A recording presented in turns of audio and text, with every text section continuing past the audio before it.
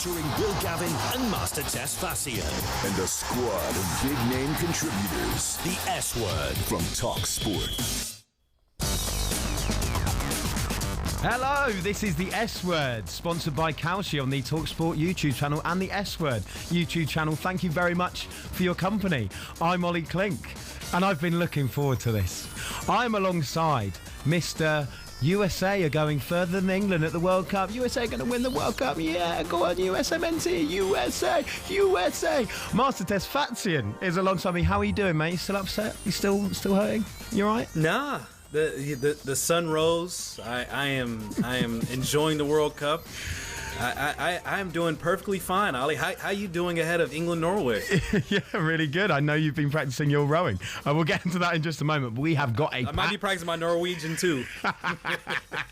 We've got a packed show coming up for you. France have made it through. Of course they have. They got the job done against Morocco. But did the Moroccos really turn up? Could they have caused them a few more problems? Are there any weaknesses in this mighty French side? And stutter penalties. Please, can we stop them?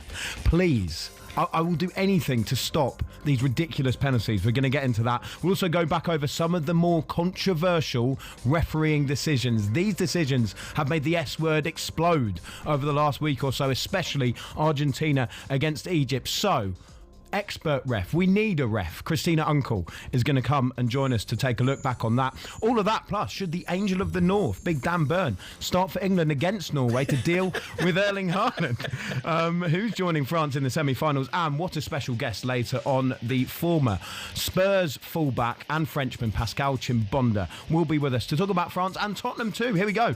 This is the S Word, sponsored by Kalshi. Master, firstly, what a shirt you've got on there. Talk me through it. Come on, New York Cosmos, baby. Pele. This is American soccer history right here. This is one of the turning points in American history with the sport. Had to support and show love to the GOAT, the legend, who came to America, took a chance, and helped grow the sport. And it's helped where it's at today. So, beautiful. Shout out to the GOAT. Rest in peace to the legend, Pele. I'm just amazed it's not a Norway shirt. I am amazed it's not a Norway shirt. I've been trying to find a Norway shirt. I have for the life of me. I have been searching ever since this England-Norway matchup came about, and I kid you not, I have been trying. I have so many great sleeper mom and pop shops here in America. Shout out to all the great stores here who've been supplying kids all across this beautiful country. I have my spots, and not only that, I have like direct contacts with some of these mom and pop spots.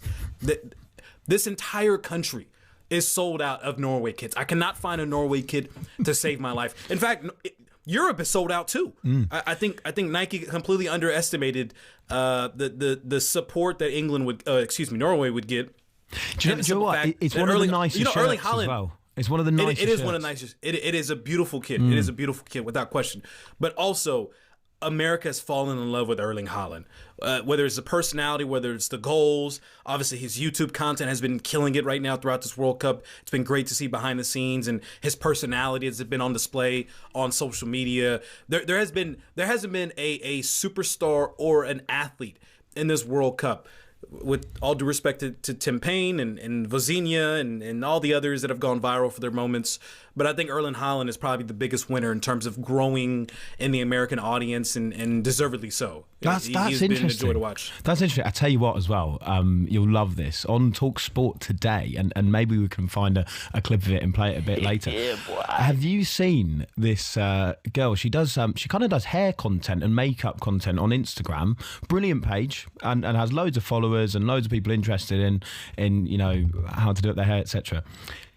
She could be Haaland's sister. Honestly, she looks almost exactly like him. No way. And talkSPORT have had her on today, and Erling Haaland commented on one of her posts and said, "Hi, how are you?" Got about 2 million likes, and honestly, it's brilliant. She's taken it so well, it's really good fun. But she's been on talkSPORT today, so hopefully we can play a bit of that. But we've got to get into the football, haven't we? Because France became the first team through to the semi-finals, beating Morocco in Boston. Here's how it sounded on talkSPORT. Today, the prize is a place in the semi-finals of the World Cup. Kylian Mbappe is there. Proper step overs. Hacked down by Masraoui. Penalty. That is a penalty to France, clear as day. Dazzling feet and his explosive power. Started run at right-footed, saved! Bono does it again! A dreadful penalty kick from, arguably the best player in the world, but it just shows you it's not a run-up. You can't generate enough power. Here's Kylian Mbappe! Oh yes! Oh yes! Oh yes! 2-2 good! And France lead Morocco by a goal to nil. He's come up with a goal when they needed it, and he's come up with an absolutely super goal. Dembele charging on and finding the net. It's beyond Bono. It's 2 for France, and that is it. The favourites have delivered. France are into the World Cup semi-finals. Can anybody at this World Cup stop France? France 2, Morocco 0. Yeah, pretty comfortable for the French in the end then. And that's the question I've got for you, Master. Can anyone stop this France side from what you saw last night?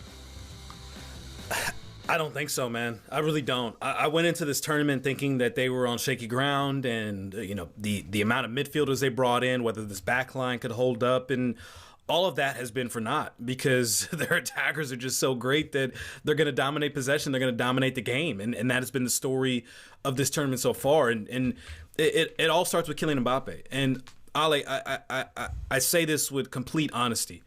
We are currently witnessing the greatest World Cup player of all time.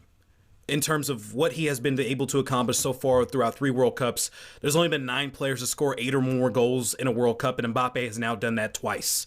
We thought he was coming in, and regardless of how you feel in on terms of club and domestic play, what he has or what he hasn't accomplished, when he does throw on that France kit, he becomes a superhuman. His ability to find the back of the net, time in and time out, he is dangerous on the ball, and his unselfishness, what we're seeing from this World Cup, has truly been, for me, surprising and a joy to watch, because not only did he score that unbelievable, remarkable goal to open up the game as Morocco is playing with the low block, but that second goal that Dembele scores, it is all on Mbappe's unselfishness of passing it to Dembele, making the run, drawing all the defenders, and creating the space for Dembele to find the right side of the net and making it 2-0. Like the way Mbappe is playing right now, in 2018, he bursted onto the scenes, but this was a team, obviously, where Paul Pogba, Antoine Griezmann, and N'Golo Kante, just an unbelievable midfield, and Mbappe was playing a part in that. In 2022,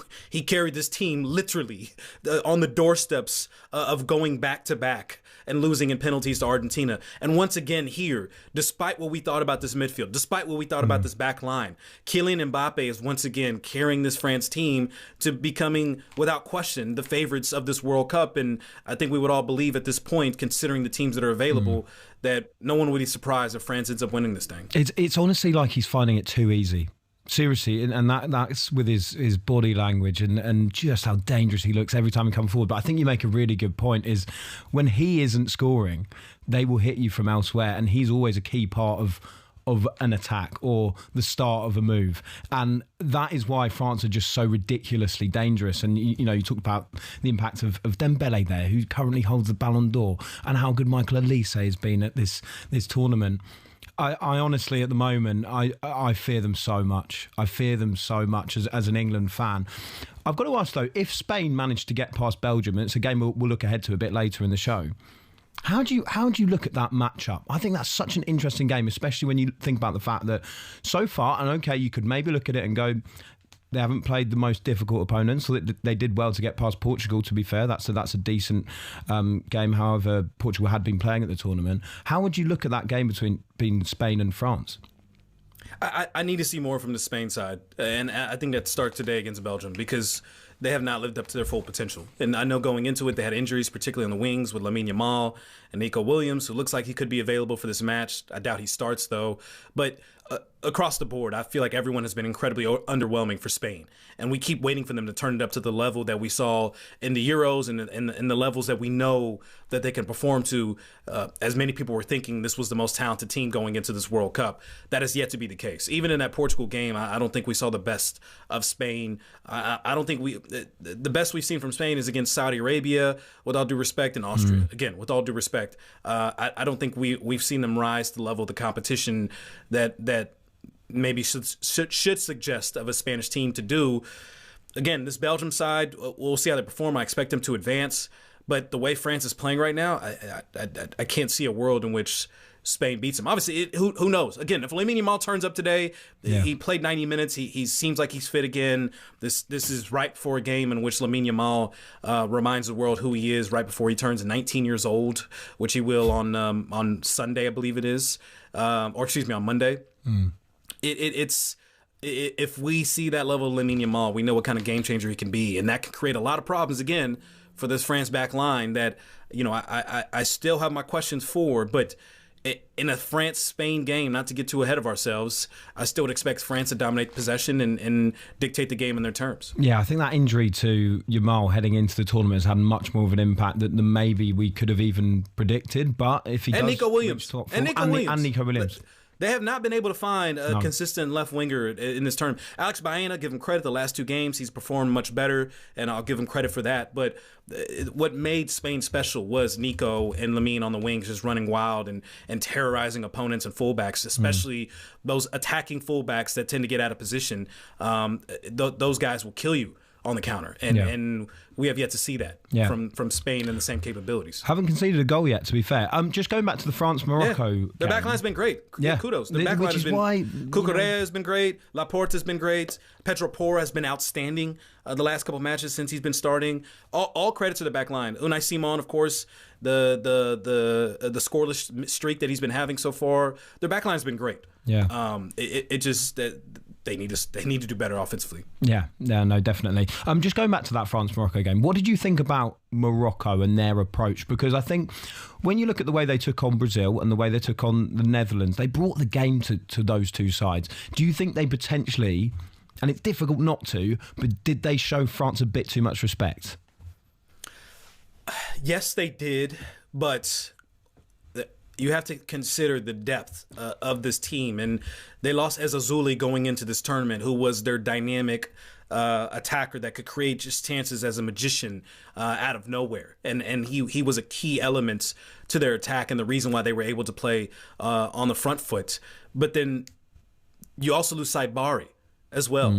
And his absence, to me, that stretched him a bit too thin. And They have a lot of young talent, particularly coming off the bench, but the simple fact that they just do not have a quality striker up top, it makes it very, very challenging to continue playing that style of play, particularly against France. So I kind of felt going in, despite the fact that, again, Morocco has displayed incredible courage throughout this entire tournament, it was just going to be incredibly difficult playing that style of play without Saibari in the starting 11, and it proved to be that way. It was unfortunate, but I think Paraguay had showed a certain style that could maybe, could annoy and agitate this French side, even though they came up after the match saying we can play dirty too. But I feel like you're going to have to be a bit aggressive with them, and whatever you may think of the Paraguayan style of play, they really did muddy up the game and made it difficult for them. And we saw Morocco, doing the same, playing a very AFCON kind of type of game where sitting back in a low block, slowing down the pace of the game, taking a 19-minute halftime break, coming out late to the locker rooms, doing everything they could to try and slow down this French side. And for a bit there, it was working up until, of course, Mbappe proved who he is, who's the best player in the world right now and the best player of this tournament. So again, it is unfortunate that we didn't get to see the best of Morocco in this tournament, that attacking style of play that we've been able to enjoy as of late. But I think that is a story to be told truly about all the African sides as they continue to evolve and develop. Is the depth is going to be the biggest thing, because as you continue to go into this tournament, this expanded tournament, Morocco, simply put, does not have the same depth that France does. Yeah. We're going to explore that a little bit later on too. Right, we need to talk about the penalty. All academic in the end, but Mbappe. What's up with the penalty? What's up with the penalty? What part of the penalty do you want to talk about? Because do you want to talk about the VAR decision that took 3 minutes and 11 seconds? Because that seemed a bit ridiculous. Where do you want to go? Ridiculous. And tell you what, we're going to talk to Christina Unkel about that a little bit later on. But I agree with you, that is a long time to wait and too long to wait. And I felt a bit for Mbappe in that situation because it just seemed so stupid. You know, he's there literally turning to the ref like, come on, can I just take this now? Anyway. He had to reset the ball twice. Yeah, I know. Reset the ball twice. I know, nonsense. But he stutters in the run-up. And we've already seen at this tournament that technique isn't working in the same way that it used to. Stop taking stutter penalties. It doesn't work. 57% of stutter penalties at this tournament have been scored, which means it's almost half of them have been missed. Stop stuttering in your run-up. It doesn't work anymore. The goalkeepers are more aware of it now. I just, and actually, if you look at the record of penalties that have been taken without a stutter, it's 68% have been scored. There's literally statistical evidence now that stuttering in your penalty doesn't work. We've seen Messi do it. We've seen Mbappe do it. Kane did it. He got to retake his, luckily. But I'm just sick of it, Master. Just run up and hit the ball, please. Or take a Panenka, whatever it is. Stop stuttering in the run-up, please. You know what this is gearing up for, right, Ollie? When England finds themselves in penalties and you're sitting there watching everyone just stutter up like a nice little slow choo-choo train just coming up and, stop and go, and you're just going to be there on pins and needles. I hope that happens against Norway. In fact, Norwegian players, go for it. Stutter on every They go for it. You're not going to see a stutter step from any of those Norwegians. And it's going to annoy you even more as you're just on pins and needles, being so pessimistic, thinking about the worst but hoping for the best as each one of your English players. And God forbid there's a center back thrown in there somewhere as well, because center backs for some reason are getting all these penalty opportunities. Yeah, didn't Gabriel take one in the Champions League final? Yeah. Did he? He's an absolute disgrace. He did. You know who else took one in the World Cup? Bruno Guimaraes. Do you know what, Master? It's a really good point. As a Newcastle fan, when I see all of that attacking talent that Brazil have, you had Cunha on, you had Vinicius on, and Bruno's stepping up, and I'm as soon as he steps up, look, to be fair, he scored a lot of penalties for Newcastle this season, but he always makes me nervous as a penalty taker, always. Not necessarily because of a stuttering run-up, which he did, but he has a very slow run-up. He's had quite a few saves. He's missed in shootouts for Newcastle. I couldn't believe he was taking one for Brazil, and I wasn't surprised. I don't think he could believe either.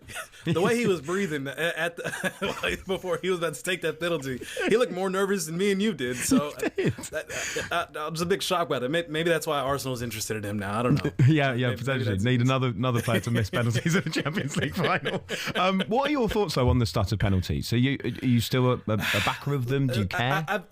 I've never been that big of a fan of the stuttered penalty, but it's one of those things like I compare it to like NBA free throws. Whatever you're comfortable with, go up there and do.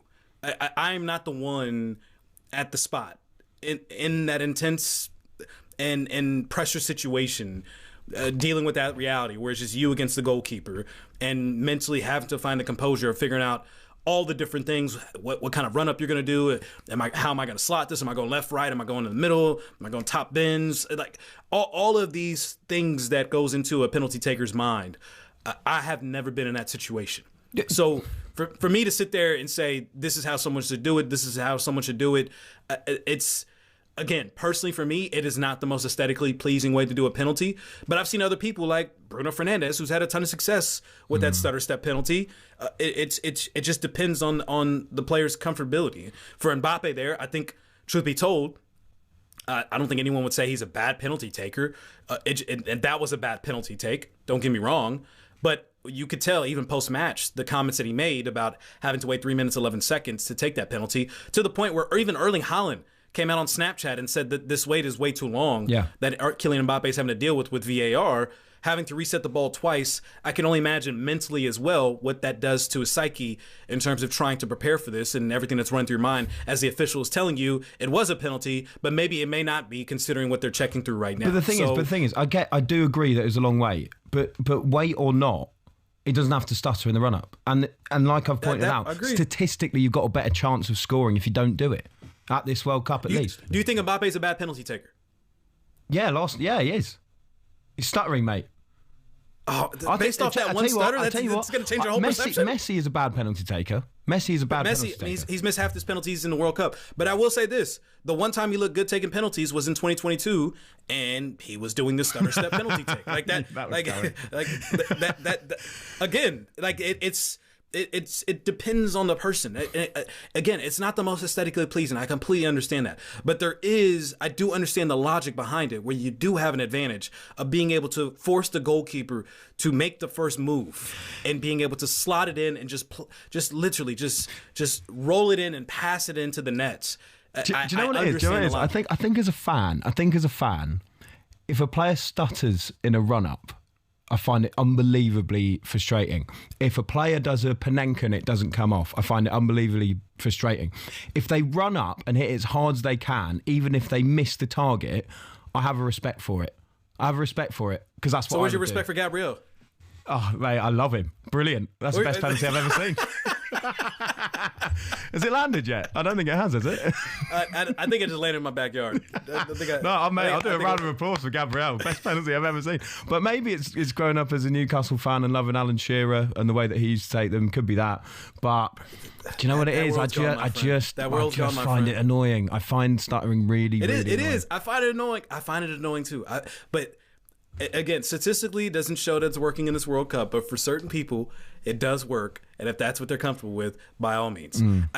It's a great conversation to have moving forward, because maybe goalkeepers have caught up to this. As we saw Bonu doing some incredible, brilliant penalty-saving tactics in this World Cup, where he didn't even dive. He just waited and anticipated the movement and just shuffled his feet like a hockey goalkeeper in many ways, just shuffling towards a certain side of the net.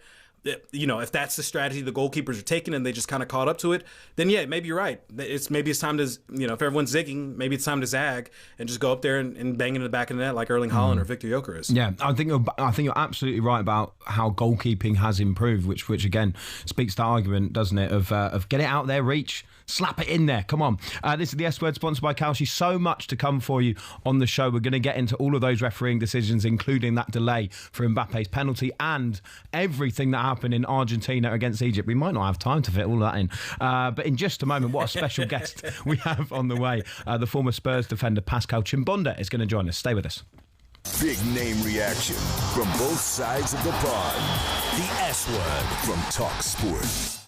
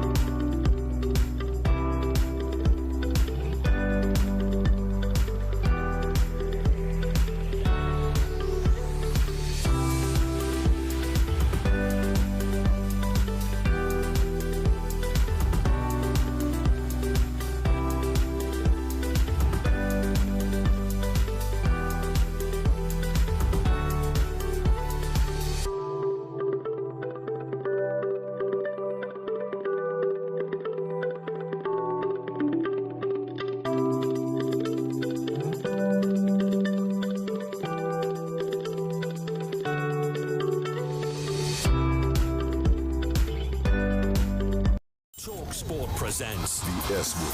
high-energy exchanges, fiery fan reactions, and the biggest football debate. The S Word.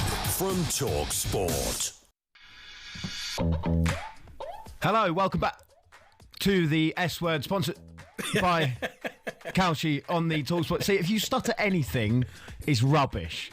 All right? Hey, listen, the only stutter I like is Ruben's stutter. That one song, yeah, that's about it. I'm Ollie Klink alongside Master Test Factions, who's live from LA. We're getting stuck into the quarterfinals. France have made it through. They've beaten Morocco by 2-0.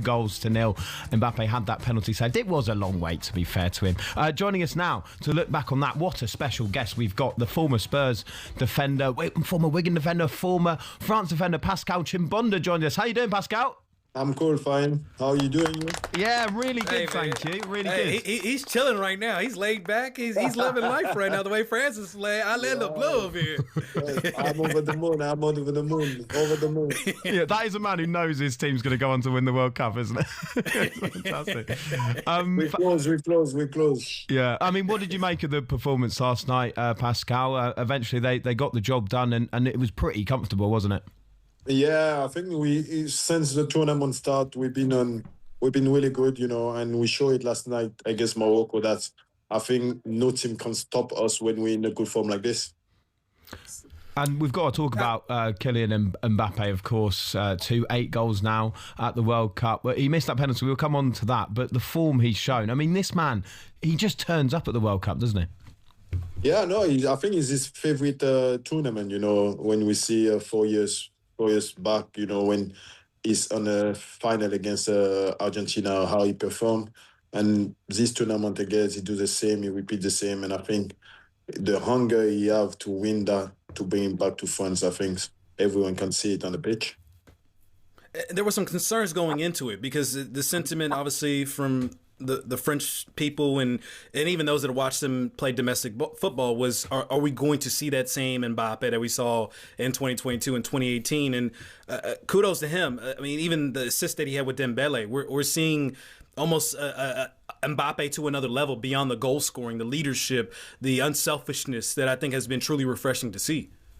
But I think when you see the tournament, I think he need his teammate, and his teammates see Mbappe need them as well to perform. So I think when you see Mbappe chasing defender, pressing, that's another Mbappe in a other level, So when he's perform like this, when he play like this, and I think everyone want France to win the tournament. Why do you think that is? Why do you think that is? Why are we seeing that now? The unselfishness, the chasing defenders, the pressing, doing all the dirty work, that we've seen, other managers call him out for and wanting to see that. But we're seeing it all on display right now where he's becoming this complete player. Yeah, because, when you get Ousmane Dembele, you get Olise, you get Doué or Bakola, and you get all the big name in your team, you want to be at the same level that them and do everything to help the team, and the team do everything to help you as well. So it's only that way football you can win a game. If you can't win a game on your own, you need all your teammates to do that. So he understands that, and I think this is good for us and good for him as well. Yeah, he must be having so much fun as well, playing with that front four or whoever comes on for them during the game too. Of course, there's the impact of the manager too. In fact, French football journalist Julien Laurent joined the talkSPORT breakfast show this morning and had this to say about Didier Deschamps. Obviously, this is his last tournament, so everything can stop now. I mean, now he's got a few more days until Tuesday and the semi-final in Dallas against Spain or Belgium, but he could have stopped tonight for us here in the US. He just had a few more days now, but he knows that very soon he's going to finish. 14 years is a very long time to be the coach of the same club or same national team in his case. It's a very long time. He took over when we were at the bottom of the bottom, remember 2010 and 2012, and he made us great again, to be fair. And I think the business side of him, and Sean is absolutely right, one, he never really showed his emotions anyway, but secondly, I think he's in this moment where he knows everything can stop so quickly, he's very much focused. It's amazing, isn't it? We talk about Mbappe turning up for World Cups, but Deschamps won it as a player back in 1998, obviously won it for France back in 2018, reached the final in 2022, could win it again and become just the second manager to win it twice. Pascal, do you feel he gets the credit he deserves? I think, yes, he get the credit he deserves, He been there before, he been there in the 98, he been there and when France winning the second time. He win it as a player, he win it as a manager, and he gonna to maybe win it a second time as a manager and leave this legacy like this. And I think to someone after to get the job, and I think it's gonna to be hard to succeed after Deschamps, but at the minute, what he do for France and what he been doing for France for so long, and I think it's incredible. Yeah, it's gonna be big shoes to fill, but obviously it seems like it's maybe gonna be Zidane that fills those shoes. So maybe someone that I think he has big enough feet to fill those shoes. Yeah. But when we see the beautiful part about this, and credit to Deschamps and credit to the team as well. After Dembele scores that goal, he runs to the bench and everyone's celebrating together. The unity of this team. I'm not French, you are. You played for the French national team. When you see that level of unity and that pride and seeing them representing that shirt that you're wearing right now, how does that make you feel?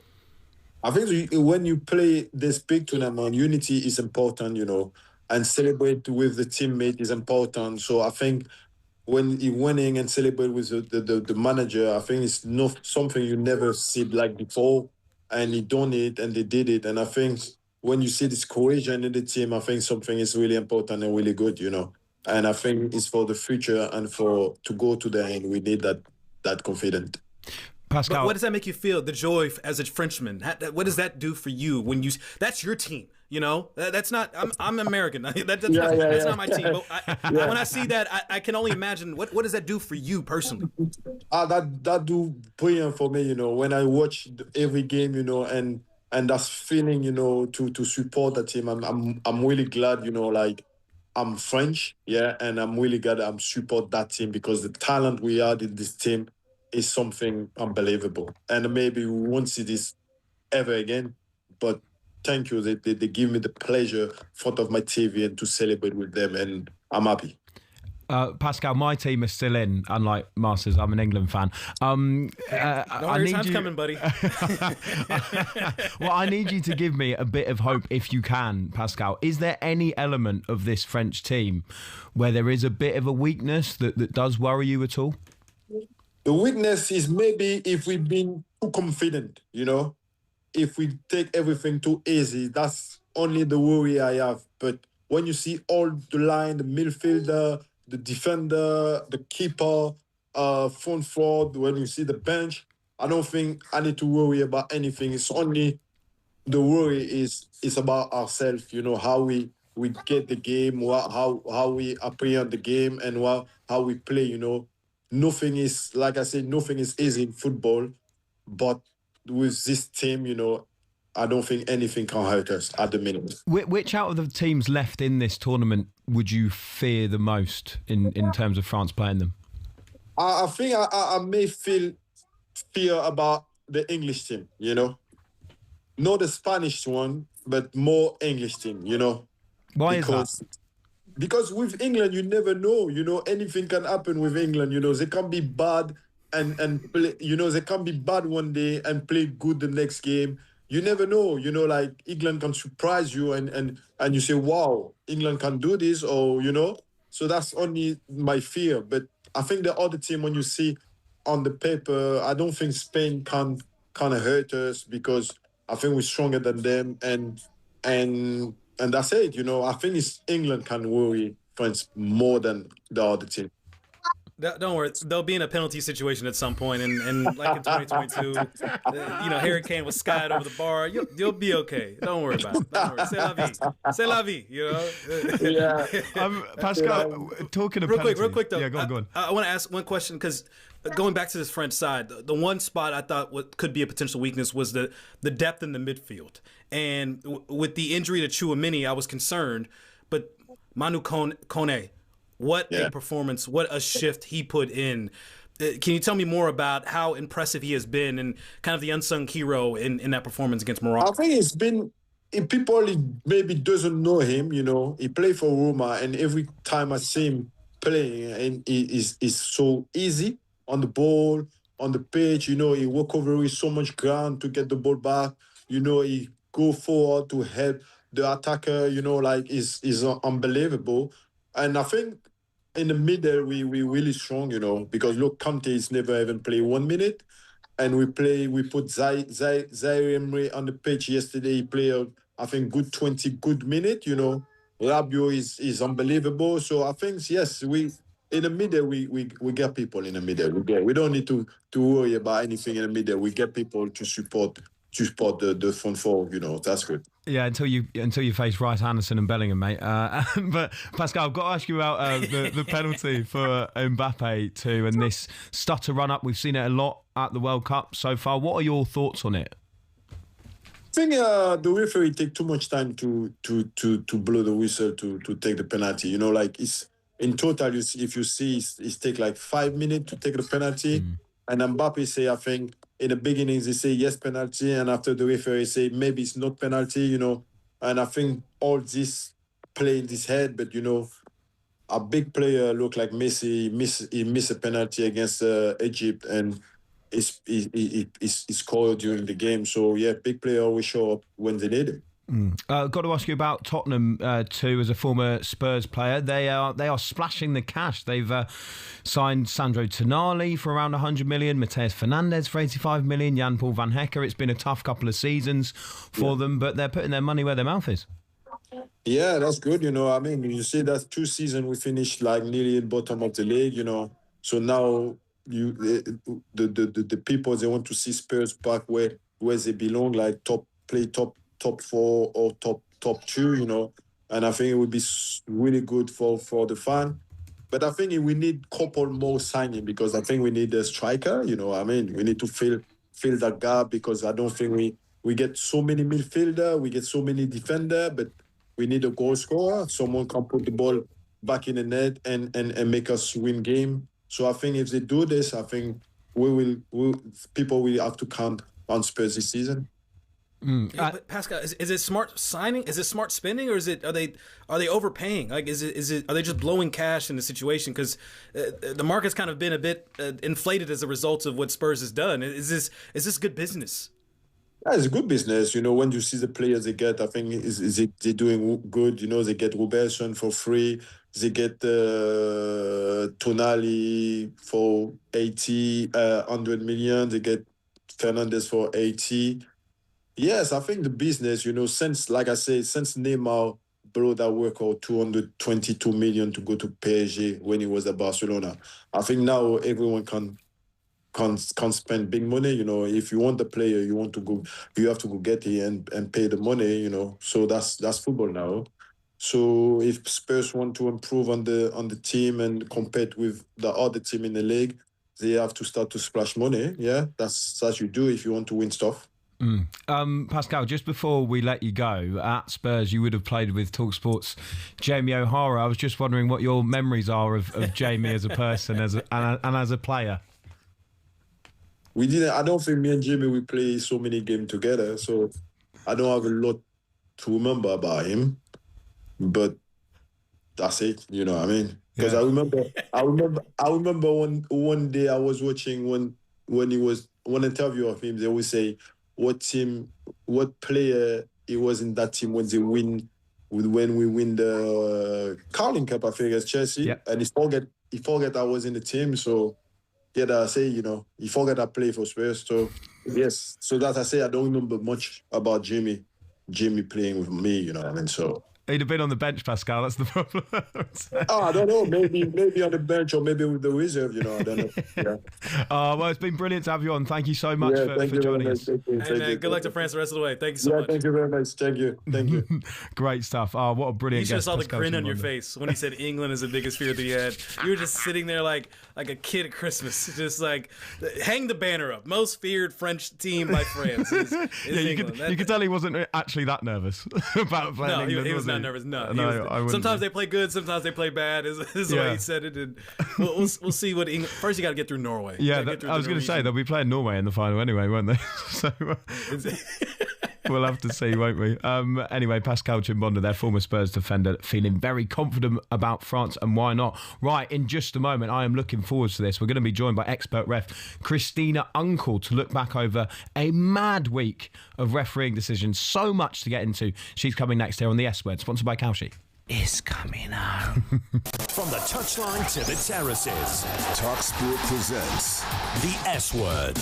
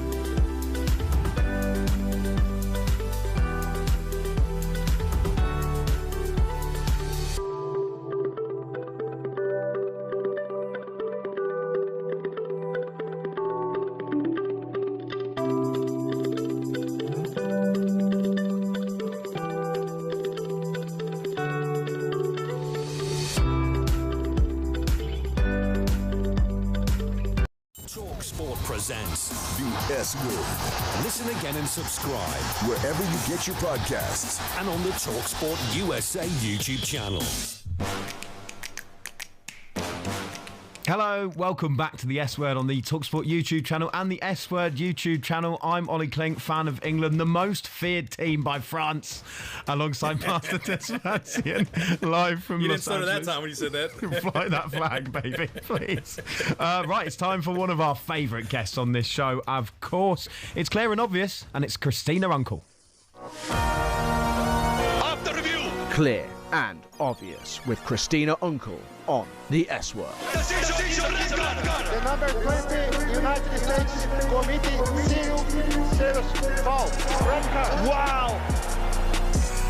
Oh, it's brilliant. Christina, how are you? I just noticed Ollie getting into it. He's like, let's do this. You can't not mop along to that, honestly. It's fantastic. You got a lot to get into, too. Every DJ's got to be sampling that announcement. It's absolutely fantastic. Look, Christina, we have got so much to get into. We'll start with the France-Morocco game. It's something we've referenced a couple of times already in the show. That wait that Mbappe had to take the penalty. What were your thoughts on it? Because it was about 3.5 minutes that he was standing by the spot waiting to take his penalty. Yeah, it was a little interesting because I was working that game live. So when I'm working a game live, I have a video operator next to me. We don't have all the angles that the FIFA referees do have in VAR, but we have about 5 to 6 different cameras that the World Broadcasting feed gives to us. As soon as the goal is scored, probably talk about it a little bit later, right? The Egypt-Argentina game. We immediately go to the change of possession. So what the VAR is looking for is two different things. How do they gain possession, right? That's the beginning of the attacking phase of play, or a phase of play leading up to that goal. And then secondly, the foul itself. We internally were able to check complete that, meaning we reviewed it, we looked at it, we said it was going to be a good goal in about 30 seconds. So I sat there saying, Keats, what did we miss? So we kept reviewing the angles going back. The way the ball was won first was clean, right? Shoulder to shoulder bump, but it's really the bottom part of the foot. And then the only thing we could grasp that they might be looking at, they would have probably 10 more angles than I would have to be able to look at, was the actual foul on Mbappe. Did he, draw that foul? Did he start to fall before and then drag his right leg into it? But it was more like looking for a needle in a haystack. It's something that if they had overturned it thinking he had drawn his leg in, there would be more conversation about that having been a foul versus not. And I think that's where my concern was we're now going into too scientific in VAR. And I think that's why it took 3 minutes, was to take a look at Mbappe. That was the only thing I could put it on in that phase of play, is what they were looking at. Way too long though. And as we saw, it has the implications of stifling a player at times. Yeah, Mbappe after the match didn't seem too happy about the wait. We saw Erling Haaland posting on Snapchat that was way too long of a wait. But not only that, the 19-minute delay, I believe it was, coming out of halftime as Morocco were in the locker room. And I felt like this was something that used to be an emphasis of making sure teams came out on time. I don't know if maybe that was a Premier League thing. I don't know if that was been an international thing. But how was that allowed? It's for a referee, it's an everything thing, right? It doesn't matter whether it's domestic or FIFA. Starting the game on time, getting the game out on time is of the utmost importance. I could tell you from an officiating standpoint, like, that is part of our job. But at a level like this, you have match observers, you have handlers, you have everything. So while they're supposed to be doing a lot of that legwork, you can find yourself with teams who are doing it for more strategic purposes. And all you can do is basically try to rush teams out, encourage them, remind them that there's TV, get out, TV's on, right? That's probably the best use I ever was able to get a team out of a locker room because they wanted their endorsement deals. But there's only so much a referee can do with respect to that, and that's where FIFA has to step in and do suspensions after the fact, or fines after the fact when those situations happen. I just want to ask you, Christina, about the size of some of these VAR teams too, because you seem to have the actual video assistant referee, then you have the assistant, then it seems like you have the assistant. There's even someone there who's the support VAR. Do you think that adds to VAR being too microscopic? Do they need teams that are that big, with your experience, to actually help with making those decisions? Yeah, so it's funny. John Chapman and I were laughing yesterday because he's like, how are there now 9 officials managing a game? And to kind of help put a little bit of things into perspective, about 2 days ago was the cut deadline for the referees, right? So you enter into a pool. Obviously, you have 104 games. You have a bigger pool of referees. And as the tournament goes on, that was the first cut, was 2 days ago, where they said, hey, thank you to some, and then they released them, and then they kept others. I honestly just think they were kind of like, all right, let's just add some referees in there to like be secondary and triple, because we have nothing else to do with them and we're paying them anyways to be here. But to kind of help people understand what's happening in the VAR room, you have your head VAR, your video assistant referee, who is the one who is communicating to the referee, who makes the decision whether to send something down. You have your assistant VAR, who is supporting that VAR in the sense of, if I'm looking at, I'm trying to think like Argentina versus Egypt, right? And there's mass confrontations and people are doing things. Your head VAR is probably in the middle looking at all of that stuff, where your assistant VAR is keeping his eye on probably, the beauty cam to see what else is going on. If you look at that clip, you have the head referee dealing with the yellow card and like 5 players. You have your assistant referee dealing with the goalkeeper. You have your fourth official and your first assistant referee dealing with all the mayhem going on the technical. So your assistant referee is kind of keeping a bigger overview. And then that assistant in VAR is helping with offside, right? Any offside situations are usually a trained assistant, or not trained, but obviously an assistant referee who's more trained and more keen to be looking for offside scenarios. Whereas a VAR, the main one, is more of a trained center referee. So we're probably more keen to our eyes being attracted to fouls and whatnot. So that's kind of the different roles in the scope. And then the assistant VAR, they kind of hang out and collect a paycheck. Yeah, get the snacks. Must be in. nice. Snacks. They're there for the snacks.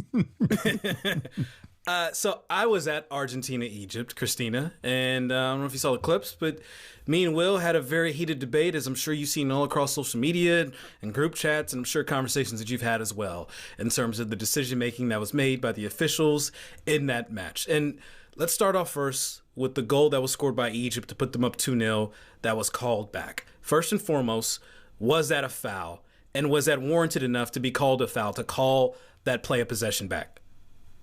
So two things can be true, and I want to start there, okay? One, nobody likes this, including officials. But two, was that a foul that began that phase of play? And the answer is yes, okay? So the reason I wanted to qualify that was, the reason why none of us like this, including officials, is obviously it happened in the defensive half. It happened right 10, 18 yards in Argentina's side. But when you look at it, stepping on the foot of the individual, and there's going to be a nuance, right? Because I know we're going to talk about Egypt here. Stepping on the foot of that player is the original incident of what created that transition of play, what created that winning of the possession and the change of possession, right? So when you look at VAR protocols and you look at the attacking phase of play, which is the time period the VAR can look back to after a goal is scored, there is no temporal, regulation. There is no, it's got to be in the attacking half. There is no geography or time. Instead, what they've defined as this attacking phase of play is basically this period leading up to where it's just one continuous advantageous play or attacking play into the half, right? So once that ball converted and changed possession, and you can see that the original main contact, right? People were focusing on the upper body pull of the shirt. That wouldn't have overturned it. It was really the stepping of the foot that caused that fall. That possession changed. You had one more play. Then this is the part we hate. You had that one individual, and I apologize for his name because it's missing me right now, who dribbled about a solid 60 to 70 yards. Sorry, I'm American. I use yards. 60 to 70 yards. And then made that third subsequent pass, which was the ball in the back of the net, right? So there was no disruption in that attacking phase of play. That is included in the attacking phase of play. But it's not lost on people who have football understanding that, Argentina had plenty of time to defend, right? That counterattack was so long in geography that none of us like that is included. So when we talk about the spirit of the game, I think was violated at that point, not because the referees chose to do so, wanted to do so, the VAR wanted to do so, but because their arms were basically handcuffed in doing so based on how the law is written and how application is done. With that in mind, Christina, don't like it. Do you think there should be temporal regulation? The temporal, honestly, when we were trained in the attacking phase of play and early on, we talked about temporal because I was, part of the FIFA project of figuring out the timing side of it. And it's really hard to do a temporal one, right? It makes more sense, like if we think about yesterday with France and the goal and what they were looking at, one of the goals for France, the first goal I think it was whether there was handling in that offense. And in that kind of first attacking phase of play, it pops up, hits his foot, hits his arm, goes back down. But then the ball goes in. A defender for Morocco has plenty of time without obstruction or, pressure to clear that ball. So they're talking more about, the time that one has the possession and is disrupting it. Like I was explaining it to Mark, like in this, Egypt play, if they had moved the ball up in the second play and that gentleman had dribbled, maybe not dribbled forward, but dribbled laterally or passed the ball back, that's when we say it resets, right? The attacking phase has reset because it's turned into a neutral zone and has gone back negatively. It still works. This is one of those really, really random exceptions.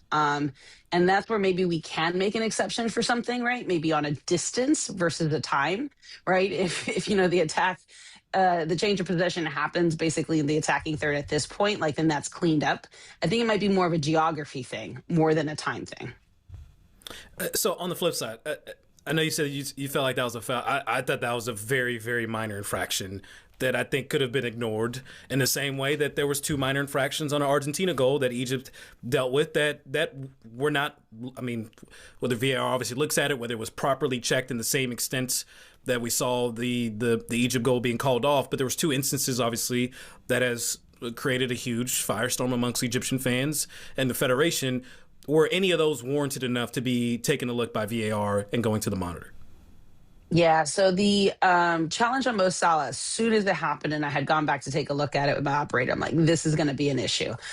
And what I mean by that is because there was a nuance in that play. So if you take a look at the challenge on Mo Salah, which is the change of possession that everyone's saying is exactly the same as what happened to Argentina. And don't get me wrong, I don't fault people when they make this argument.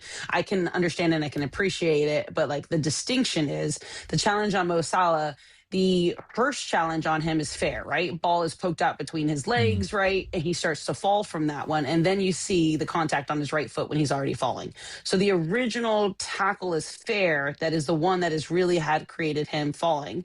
And then the clip on his foot is probably that secondary action, but he was already falling. And that was the nuance of distinction as to why VAR did not recommend that down for an overturn of a goal because of a foul in the APP leading up to that goal. But like I said, it was such a nuance and a distinction. I knew why the VAR did not send it down, but I'm like, the rest of the football world won't accept it, right? Because it's so slight. But I do want to, I think, Master, you emphasized a great point, and I was talking through this. Yes, I'm a dork. I was talking through this with some referee friends, and I said, instead of a simple foul in the attacking phase of play leading to the goal, maybe we do something more where the height or the threshold of the foul must be something higher than a simple foul, such as something that we call 100% misconduct. For example, coming in, slide tackling, hitting the top of the boot, and the person goes flipping, right? Maybe it's not a red card, but it's a yellow card, but that's what we call the 100% misconduct, right? You cannot balance or manage that misconduct. You must issue a card for that. And that's where I'm thinking maybe instead of it just being any foul leading in the attacking phase of play, it's got to be 100% misconduct. It's got to be that threshold where basically it's a yellow card or a red card. Because then I think people can accept that we are going to take away beautiful goals because there's a foul that's significant enough. Yeah, that is very interesting. I think that would be the right way to look at it, especially if it is something where, the foul, like you've pointed out, happens in the defensive half, etc. Because I think it's the problem with the Egypt goal is it's just such a beautiful goal as well. And when you get that robbed from you, it is so frustrating. Something else I need to ask you about, there's been a lot of talk about decisions going Argentina's way. You can go back to the first game where Messi wasn't sent off. You can look at those decisions for Egypt. And then even you could potentially look at the fact that Jarell Quansah has been given a 2-game ban for his red card. The only player so far at the tournament to get a 2-game ban for the red card that he got against Mexico. Can you just explain why it isn't a single game ban? Because there will be a few people who feel that there is this, Argentine advantage at the moment at this World Cup that will look at it and go, well, hold on, that'll leave England short of a right back in a potential semi-final against Argentina. Yeah, and it's a legitimate discussion to be had for it, right? So just to kind of give people an understanding where 2-game suspensions come from is when they have, for the most part, what we have seen historically in the pattern, right? If you receive a red card in the game, minimum suspension is minimum suspension is 1 game, right? And those 1-game suspensions are mainly for denying an obvious goal scoring opportunity, right? Where it is not, the foul itself is not necessarily a reckless it's not necessarily a serious foul play, but it's a technical play. It's taking away a goal scoring opportunity. It's something that's not really necessarily putting another player at danger. So that's why those really kind of sit in the 1-game suspension. What he received was serious foul play. If you guys remember, studs coming in, speed, force, contact over the ball, sweeping in. So I'm not surprised necessarily that they gave 2 games because typically that would be a 2-game suspension. The only reason I am surprised it was 2 games was because we're in tournament play and we're at the end. And kind of FIFA has shown, right, through Article 27, its preference to ensure that key players stay on the field as much as possible. So that is why I was surprised it was a 2-game suspension based on FIFA's pattern of how they've done it. And, this sounds bad, but like, right, the Qatarian player, right, who elevated to a 5-game suspension when we're all shocked and we're like, that should have been like maybe 3-game suspension in total, right? But is it 5 games because, the Canadian player broke his leg? Like, are we now suspending players on the result versus their action, right? Where the Qatarian player, one would argue his action was typically more of a yellow card, just unfortunately it rose to a red card because there was a broken leg, whereas in the Mexican player, got up and was able to play. So if you're on this disciplinary committee, those are what we call mitigating factors that you should be taking a look at to say tournament play happens every 4 years, right? Yes, it was a red card. Yes, it was dealt with appropriately. The player left without any issue. 1 game suspension should be enough instead of a 2-game suspension. Qatarian 5-3. I love that. What was that? That's Sam on the board. That's Sam on the board, by the way. So he's having some fun with it. They wanted overturned, but it was clearly racist. It was clearly Yeah. I mean, I was joking. I was like, go call Article 27, right? I think it's the prime minister's, we in America, they have these you can call and get a grave. What's happened with us is Keir Starmer's called up and asked to take the ban away for 1 game, and he's ended up with 2 games. I think that's basically what's happened there for us. Christina, it's been an absolute pleasure. Could listen to you speak about this all day, and thank you so much for joining us. Of course. Thanks for having me on. Appreciate it. There we go, Christina Unkel. Has that cleared things up for you, Mustard? Because I feel like with your arguments with Will, it was interesting because when you were talking to Christina about the foul on Martinez, you said it was a minor infraction, but with Will, you were saying it wasn't a foul. So were you backing up a bit there? No, I'm not. I still don't think it was warranted enough to call it a foul. Again, there's been other officials who have came out, despite there being contact with the boot, that is not warranted enough just because there is for it to be a foul. Yeah, fair enough. That's the way I felt about it. Yeah, and again, my point was, the whole point I was making was, if you're going to call that a foul, how do you not call the other one a foul? It's the same minor infraction situation. In my opinion, none of them are fouls. If it was me personally, none of them are fouls. But once you set that precedent and you call that a foul, how on earth can you not describe the other one as a foul as well? Yeah, and I think Christina, it's a great point. I think Christina nailed it there when she said none of those fouls, even if you think they are or not, like you say, they're right on the line. The fouls that are in the build-up to a goal need to be much clearer if they're going to rule out a goal, especially if they're happening in the defensive half. Her argument is saying if it's a yellow or red card, then that elevates it. I think that was I think that should be the law. Yeah, absolutely. And neither one of those, in my opinion, elevate to a yellow or red card. Yeah. So neither one of them should have been called, in my opinion. Okay, I'm sure it won't be the last of us seeing Christina and seeing her explain all sorts of decisions as we enter the final stages of this tournament and the decisions become more important. Right, plenty still to come. We're going to be looking back on Morocco's exit from the tournament in just a moment and reflect on the performance of the African sides at this World Cup. This is the S Word, sponsored by Cauchy. Yeah, boy. The S Word with Will Gavin and Master Tesfacion from talkSPORT.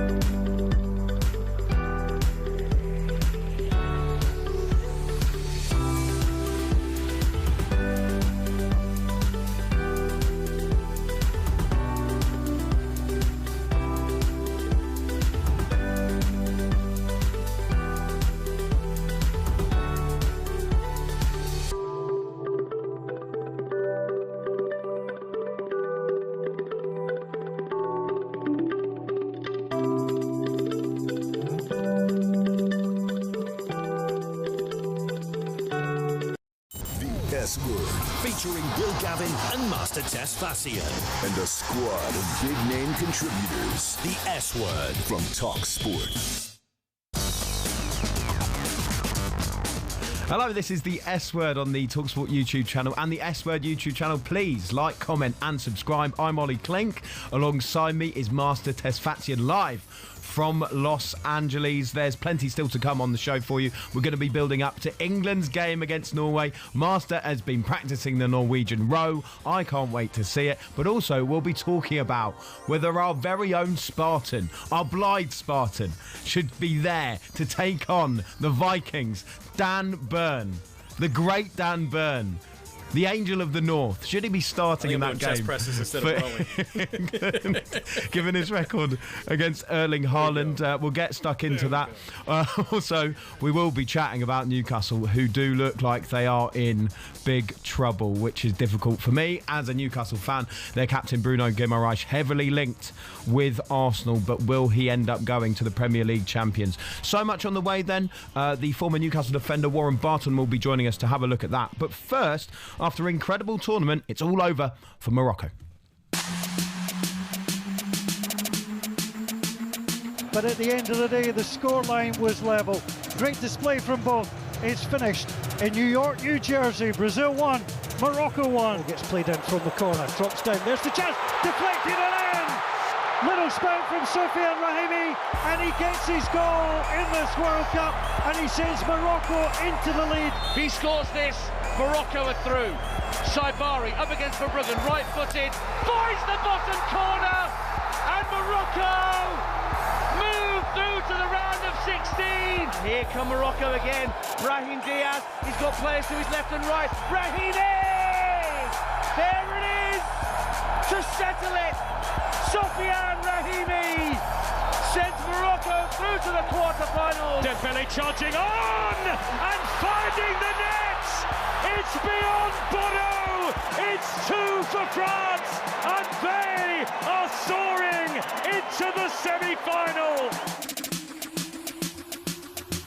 Yeah, end of the road for Morocco. Delighted to say joining us now to look back on that is Mbizo Mzaman, African football expert. How are you doing, Mbizo?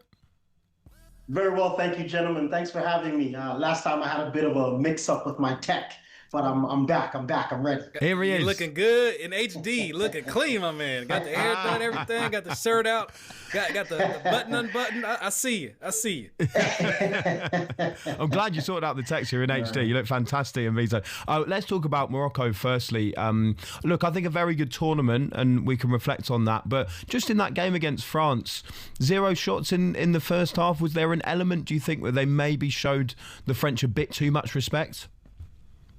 Yeah, that's absolutely what I would say. I think that, it's obvious how much firepower, that the French have. And I think an element of the strategy that Morocco had in their approach was to take a little bit of sting out of the game, a little bit of the pace out of the game, because when the game gets back and forth, when it gets into third, fourth gear, I think there's few people in the world who are better than the French. And I think it was, both an offensive strategy, maybe to a certain extent, try to be patient and break the French down. But also, I think it was really a defensive strategy. If the French don't have the ball, they can't penetrate. If Mbappe doesn't get the ball, he can't continue his historic run. I think it backfired in the end, because you really do need to get a few shots on goal to win the game. But perhaps they were looking at penalties. I'm not sure. 0-0 would have sufficed, and I think they would have felt like they have the better shot stopper, certainly the better penalty kick specialist. So perhaps that was the approach, but it was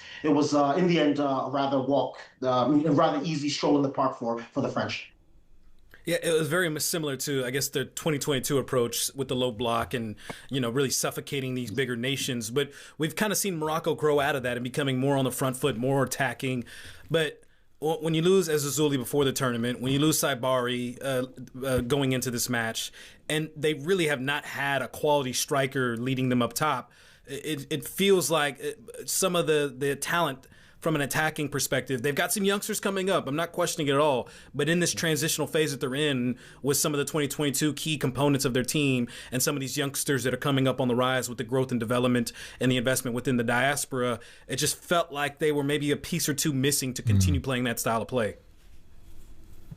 Yeah, absolutely, Master. I mean, I think that there's an element of that, but I think there's also an element of realism. I mean, of course, Morocco is a top quality team, but again, the French just have an extra level. They just have another level that I think no one else in world football can currently match. And I think that's what we saw. I think we saw a Morocco team that respected, rightfully so, a French team that has just too many weapons and just an incredible defense. I mean, for me, for example, Upamecano was just on another level. He's so difficult to get by, whether you're trying to pass around him, beat him for pace, dribble. Saliba just won the Premier League with Arsenal as being one of their best players. They're just absolutely solid in every department. Rabiot, I'm not a huge fan of Rabiot's football, but he had a good game. So that midfield as well is so solid. The attack is so solid. It's difficult to really try to match them like for like. And of course, you saw how they played against the Dutch, where they did,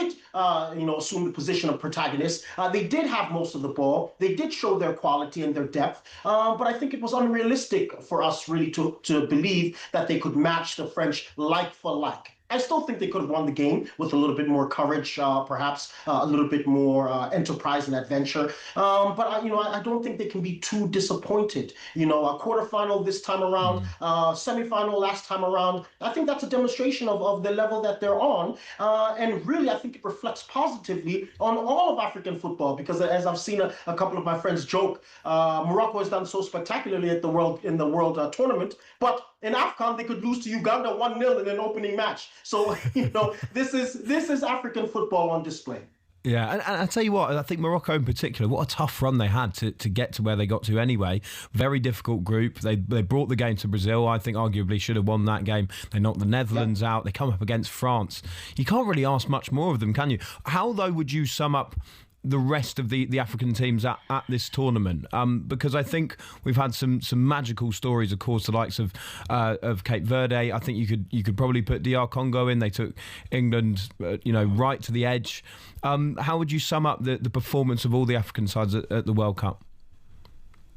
I'd say promising but disappointing. I think we all expected to have a few more teams at this level. For me, yes, I know Norway has gone on a wonderful run, and I'm actually quite impressed with what they've done. I like a couple of their players. But I think Ivory Coast could have beaten them. I think Senegal could have beaten them. Senegal absolutely should have beaten Belgium, and I believe that Egypt could have held on against the Argentines. So we're disappointed, but we're hopeful, and we're proud of the fact that African football has demonstrated that they belong on the world stage. Some other big teams have exited as well. Germany is gone, Netherlands is gone. So top quality teams have also exited this tournament, which shows that it's a difficult tournament to advance in. We've seen a lot of wonderful surprises, but again, when we say to people that AFCON is an important tournament and that it's difficult to win, and that qualifying out of Africa for the World Cup is an incredibly difficult mission, not because of the football that you play, not just because of the football that you play in the pitch, rather, but also because of all these socioeconomic, infrastructural, cultural issues that happen off the pitch as well. So what's happened is we've earned certain types of respect that we should have had all along, but we are still disappointed. Those of us who watch African football consistently absolutely believe that many of our teams should have done a bit better. We are not particularly surprised by Cabo Verde's performance. Yes, maybe by how far they got, but not the way that they positioned themselves on the field, their fearlessness, and so on and so forth. So I think what it's showing is that, for example, AFCON next year is going to be absolutely lit. If you're not watching AFCON, what are you doing? Because African football is spectacular to watch, and it is, yes, in essence, different from European football. It is, yes, in essence, different from South American football, and it was important to show that those differences aren't a problem, but rather they're enriching. And these next 4 years are going to be so crucial for African football. As you mentioned, AFCON moving from the winter to the summer, and you've also got the addition of African Nations League as well, which presents more opportunities for international competitions and more competitive matches among the African nations, similar to obviously what we've seen with other nations leagues created by other confederations. How crucial are these next 4 years going to be when we see, again, all of these nations that performed and participated in this tournament that made it to the knockouts competing, fighting, but those final few minutes, whether it's coaching, tactical, the depth, exhaustion, just not even able to get it over the line. What do we need to see over these next 4 years with all of these new changes coming in to play with the infrastructure? So that way in 2030, we do see that expectations, you said, of multiple teams making it to the quarterfinals and maybe even a team lifting it up and winning the whole thing. Yeah, absolutely, Master. I think self-belief is key, and again, that's why this tournament was important for Africans to create the self-belief of what is possible. There is no reason to be fearful, respectful, of course, but to be fearful, there is no reason for that. And I think what the federations need to begin to do is make this coordinated and deliberate push to make people understand that the pinnacle of football is your national team. It's wonderful to have a few great clubs, for example, with South Africa, with Sundowns being at the pinnacle of the African game. But how does that translate to the national team? I think what we need to have is this coordinated effort from the federations, the coaches, the owners of the clubs, the scouts, the players. I mean, it has to be this wholesale coordinated effort to say, what is the goal? What is the principal goal that we want to have? And for me, that goal should be to have an African team win the World Cup. We are not far off. We are not as far off as many people would like to make it seem. I mean, even in this tournament, 1 or 2 victories, we are talking about something completely different. With all due respect to my American viewers, if Senegal beats Belgium, there's a good chance they get past the USA. So I think you're looking at just these, 10 minutes, 5 minutes. South Africa was the same thing against Canada. I think we could have won that game with a little bit more enterprise and courage. So I think for me, we need to say to ourselves, this is the point. The point is the national team. Like Germany did after their defeat in 2002. They completely re-engineered their football and not necessarily thinking about the next tournament, but for 8 years forward. I think Brazil, for example, needs to do the same thing, entire different beast altogether. But that should be the goal. We need to together be looking at winning this World Cup with fearlessness, with courage, but also with deliberate coordination so that these players, these teams, these coaches are getting to the pinnacle that they need to get to, and we don't see these losses anymore in the last couple of minutes of the game, and we see more African teams progressing because mathematically, more numbers means more opportunities. And Mbizo, it's been an absolute pleasure. Thank you so much for joining us. I do think you win Best Dressed Guest ever on the S Word too. 100%. Fantastic No stuff. doubt about it. Look at that. Looking fly. Look at that Looking trick. fly. Unbelievable. You see how this man dressed during Carnival, bro. You see how this man dressed during Carnival, man. He can put on a fit, I'll tell you that much. Mbizo, thank you so much. Appreciate you, Jess. Really enjoyed your time. Thank you so much. Mbizo Mzamani there, African football expert. Right, Mbizo Zamani. Zamani. Sorry, my friend. Zamani. Sorry, perfect. Zamani. All right, plenty still to come then for you. We're going to be chatting about England in just a moment and whether Dan Burn should start against Norway to deal with Erling Haaland, the brilliant Dan Burn, of course. And we'll chat about Newcastle too, because they are. Look at the giddy in your voice. We got a Newcastle segment it's the only bit of hope I've got at the moment as a Newcastle fan is Dan Burn performing What do you at this World Cup. We'll talk. I'll pour. We just talked about an African chat. I'll pour in some hope and optimism into you as to why you should be optimistic about the moves Newcastle's making. Yeah, all right, mate. No worries. This is the S Word here, sponsored by Kalshi. Bringing all the biggest football debates Stateside. The S Word From talkSPORT.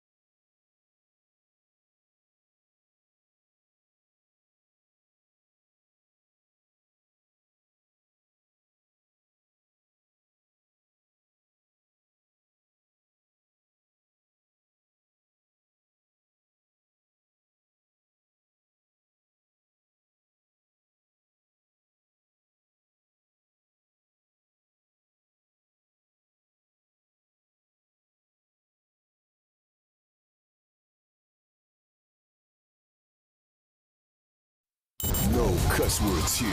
Just 2 hours of full-on football dialogue. Every day. talkSPORT presents The S Word. Hello, this is the S Word on the talkSPORT YouTube channel with me, Ollie Klink. I'm alongside Master Tesfazian live from Los Angeles. Plenty for us still to get into. We will talk about Newcastle. I've just pushed it right to the back of the show as a Newcastle fan. Just Bruno to Arsenal. Yeah, saving the best for last. Talk about last 2 saving minutes. The best for last, right? Last 2 minutes. To put me in a better mood, we're going to talk about England because they face Norway on Saturday. Very much looking forward to that game, the quarter-final. Will they make it through all the way to the semis? Master, during the S Word, throughout this World Cup, you've had your say quite a lot on England and your very own What have I said about England? You said that they wouldn't get as far as the US at this World Cup. So, our voice of live football, Adrian Durham, joined the show yesterday, and here's what he had to say to you. Let me keep it brief, and this is just for you, Master. If Christian Pulisic is your legend, if he's your icon, you never had any chance of doing anything special and anything better than England at this World Cup. Stick to NFL. Oh, US tears. It's lovely. Yeah. Any message for Adrian? He was not my legend, so I can't speak on that behalf.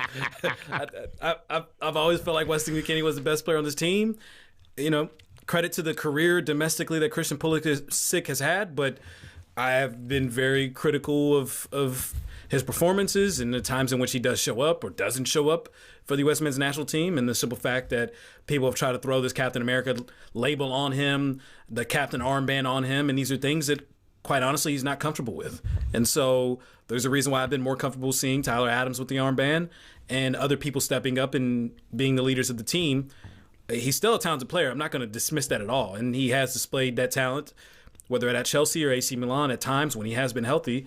But I completely agree with Durham. I'm not disputing that. I think US soccer has done a disservice to this team, centering everything around him, because he is someone, whether he's uncomfortable with it or unfit with it, of dealing with the pressures and the challenges that come with being the face of US soccer. And so that is a huge question we have going into 2030 is what do we do now? Because whether it is the pressure that Christian Pulisic feels as being the face, or the simple fact that his inability to stay fit, it is a massive problem that has reared its ugly head once again. Yeah, absolutely. Obviously, you've had your say on England too. You thought they'd struggle with the heat. You thought that they would struggle at the Azteca with the altitude and all of that kind of stuff. I'm not even doing that as a dig. What do you now make of them, given that they have managed to get through that? Given that really we haven't really talked about the heat so much. The altitude was talked about a lot, but then after that game in Mexico, my favourite interview was with Declan Rice, where they went, and how about the altitude? And he went, yeah, I didn't really notice it, to be honest, which I thought was great. Has your opinion changed a lot on England as this tournament's gone on? I mean, Ollie, let's be honest. I came in, who was the beacon of hope while you guys are crying about the 26-man roster and Thomas Tuchel being a double agent? Who was the one that was giving you guys hope and optimism and saying, stick with the plan? That was me. That is me. Let's not forget here who was the person who was guiding you and showing you guys the light as you guys are having an absolute meltdown in May, thinking it's all absolutely over because frickin' Cole Palmer's not on the roster and Phil Foden, who've shown absolutely nothing in domestic play to deserve to be on this roster, and you guys have been crying about it this whole time. Now it's roses and petals, and you got Ed Sheeran singing lullabies to the England national team. Like it's more so. You guys are questioning me. I'm questioning y'all. I will drink a bucket of your tears. This was. All of a sudden, you guys are hopeful and optimistic, as you should be. You beat Mexico at Estadio Azteca. I understand the hope, the optimism, the joy, the belief that it's coming home, that has galvanized the entire country of being able to overcome such a massive challenge in a massive knockout match. Kudos to you guys. I completely understand that. But credit to Thomas Tuchel, credit to the players. There is a belief and understanding that I've had on this team. Of course, as an American, I'm going to back my boys, as I always do, delusionally or undelusionally. I'm always going to do that, and I'm always going to root for England's demise. So I'm hoping for that. We need to get Bukayo Saka some rest. We got to get Declan Rice some rest. We got to get Noni Madueke some rest. We got to get these guys ready to go for the Premier League season, my boy. By the way, if England do go out, I will blame Ed Sheeran. It will be Ed Sheeran's fault. I'm sorry. You didn't enjoy that? You didn't enjoy. I enjoyed the reactions. What's quite funny when it comes to John Stones' face, and he's like, "What? What is going on?" And hey, do you feel, is that a good omen? Where all of a sudden now, Peter Crouch thing, I thoroughly enjoyed. Brilliant. I understood that was a beautiful moment. That was him getting his legacy cap, wasn't it? With the him getting his legacy cap. Harry Kane surprising with that, and him, you could tell he loves his team. He's a huge fan, and obviously what he's accomplished with England as well speaks for itself. But I thought that was a beautiful moment of someone that has been with the team, has played for the team, getting a well-deserved recognition, a mutual respect that you can see there. But when you got Ed Sheeran coming in now, do you feel like it's a bit much now? Where it almost, you know what it reminds me of? When the U.S. men's national team and Pochettino were doing the first pitch with the Mariners game leading up to Belgium, and all of a sudden you're just like, the vibes are too good right now. It's veering away from the performances on the pitch, and now it's all the other extras and additives that come with the success, and that's kind of the sentiment I got when I saw the Ed Sheeran clip. Yeah. I don't know about you. Potentially. I just want to go back to that point you made about the Arsenal players in this squad, and if we look further beyond this tournament, no matter how far England get, actually, but let's say they make it to the semis or maybe to the final, there are a lot of those Arsenal boys that will have played a lot of football and are carrying serious injury issues, especially with Declan Rice, who's a doubt for this game. He's got hamstring issues that during this tournament he has said that he's been carrying for about 6 months. They are giving their absolute all for club and country, which I absolutely love about these players, but there's a limit, right? And how much does it worry you as an Arsenal supporter, the amount that these key players for Mikel Arteta's side are running themselves into the ground? Is there even an argument to say, Master, that because of how much injuries could impact Arsenal next season, that they're not the favourites for the Premier League title? I think there's absolutely cases to be made for that. It goes beyond just not only Declan Rice, what his availability would be at the start of the season with the neural pain that he's dealing with. The only thing that can help is rest, and he hasn't been able to find rest. Bukayo Saka, similar thing with his Achilles situation, how he's been able to power through that and is now starting for England due to the simple fact that they desperately need him. But even if you look at France, William Saliba needs surgery after the tournament. And France, they don't look like they're making it to semifinals right now. They look like a team poised to make it to the finals. You're going to be looking at 3 of your key starting 11 players that could be out for the start of the season. With Saliba's situation, could be till October, and who knows with Declan Rice and Bukayo Saka. These are huge concerns. And for a team, of course, that hasn't been active in the summer transfer window at this point, what is the plan to help alleviate some of those pressures and burdens from this team? And if we're seeing how Andrea Berta is moving right now and being very frugal in the fact, and we haven't seen the signings that would suggest that there's going to be players that are going to be able to step in and fill in immediately when the Premier League season starts. There's a side of me that's wondering if the Premier League may not be the priority next season, and it may be more focused towards the Champions League, knowing that you can make it out of the group stage and have everyone ready to go at the start of the turn of the calendar year, and focus in on the knockouts there and try to capture your first ever Champions League trophy after coming, unfortunately, so close against PSG and losing in penalties. Maybe that is the approach, but it still makes me uncomfortable as someone that wants to win everything coming off of a season where you won the Premier League, you want to go back-to-back. It is a concern. And we haven't even talked about the players in Spain, who I know haven't been playing much, but Mikel Merino, Zubamendi, David Raya, they're still along. They're not going to be available for preseason as well, as everyone's going to need that mandatory 3-week break. So there's going to be a lot of guys that are going to be missing for the preseason and for the Community Shield, and we'll see how Arsenal's able to make up for that. But it absolutely is a concern, and that's why I need England to lose. Yeah. Bring your lunch, bring your dinner. Yeah, Gabriel's back, mate. Don't worry, he can do some penalty practice in pre-season.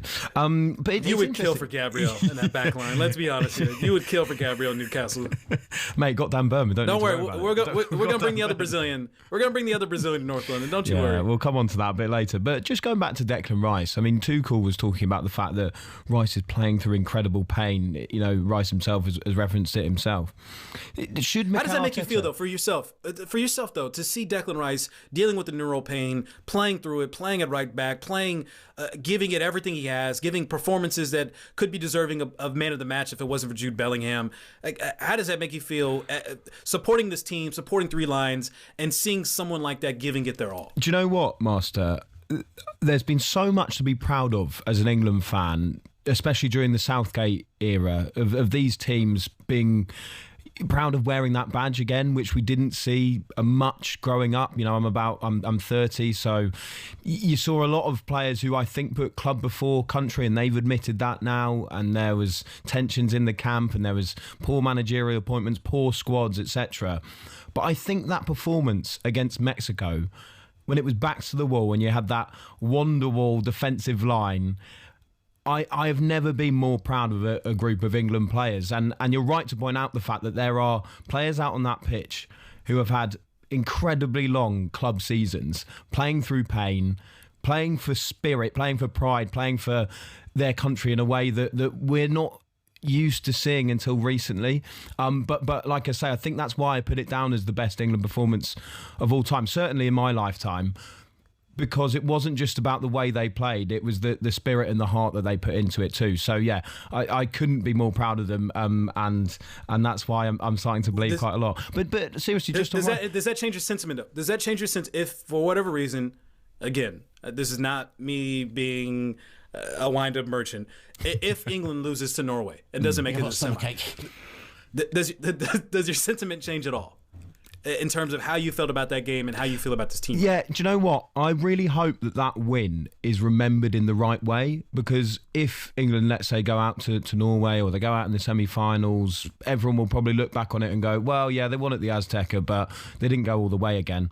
You know, once again, they got knocked out, etc. But I think there have been certain games, certainly recently, you know, you think about beating Germany in the Euros and breaking that curse, and beating Colombia on penalties. And I think those games and those moments are remembered in the right way as seminal England moments where they did the unexpected. And I hope that is similar with this win at the Azteca, especially because they were down to 10 men for so much of that game and overcame the odds and just put in a performance that, let's be honest, we're not really used to seeing from an England side.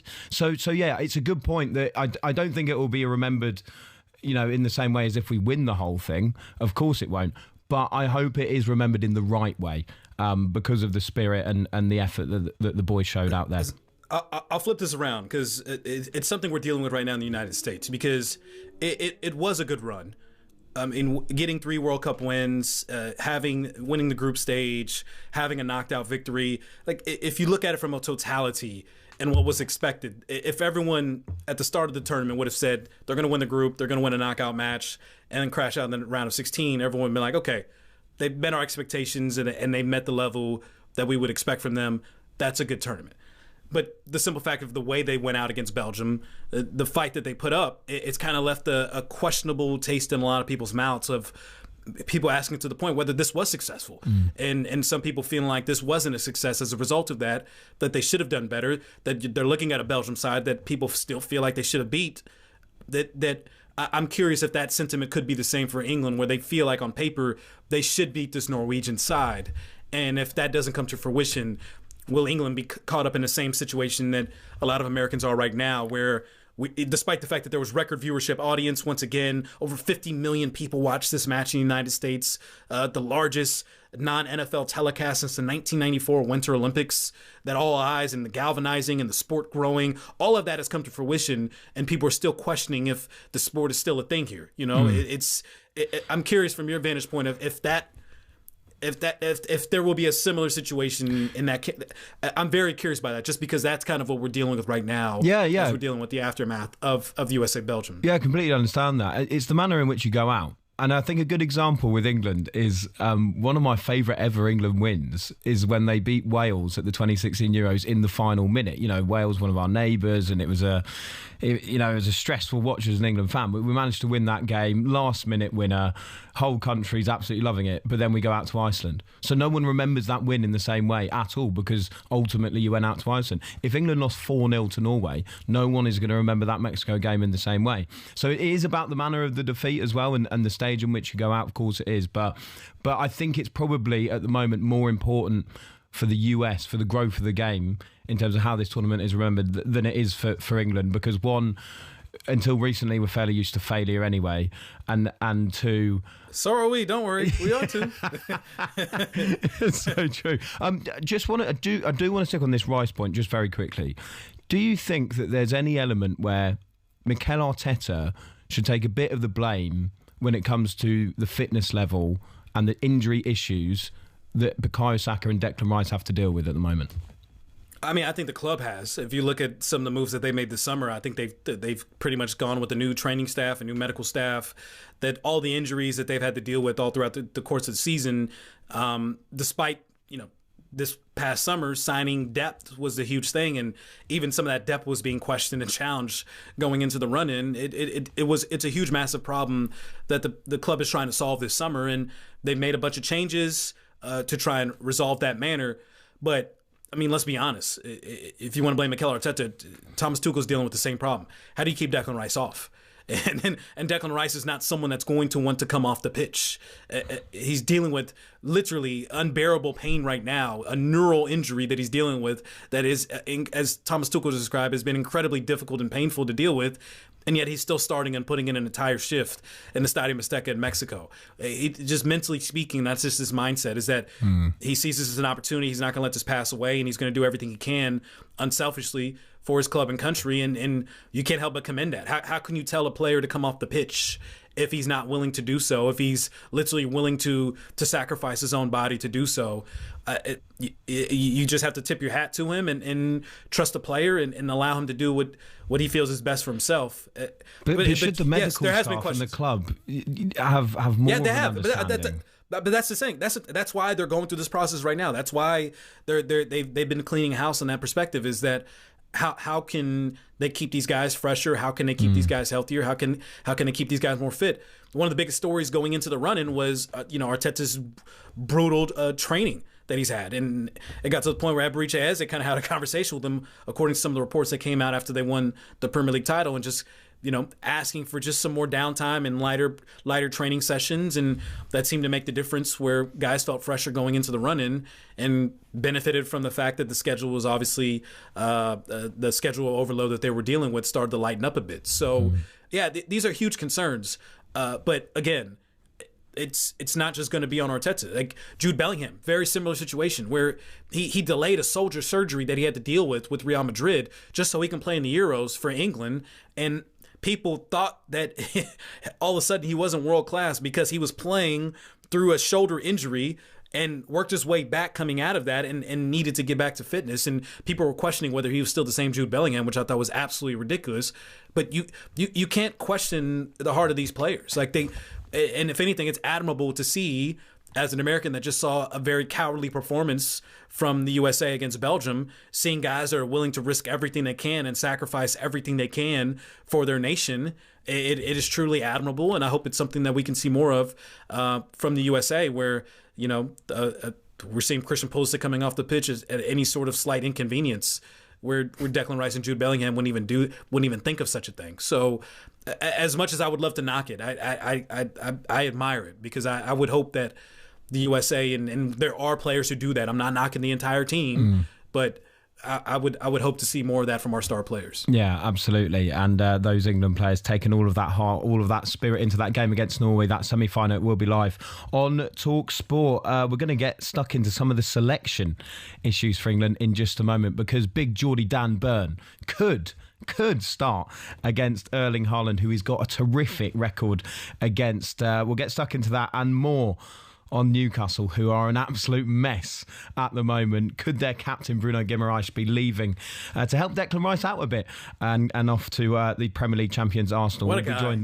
by the former Newcastle fullback, Warren Barton, in just a moment. This is the S-Word, sponsored by Kalshi. Ooh, look, football. The daily deep dive into the world of football. The S-Word from talkSPORT.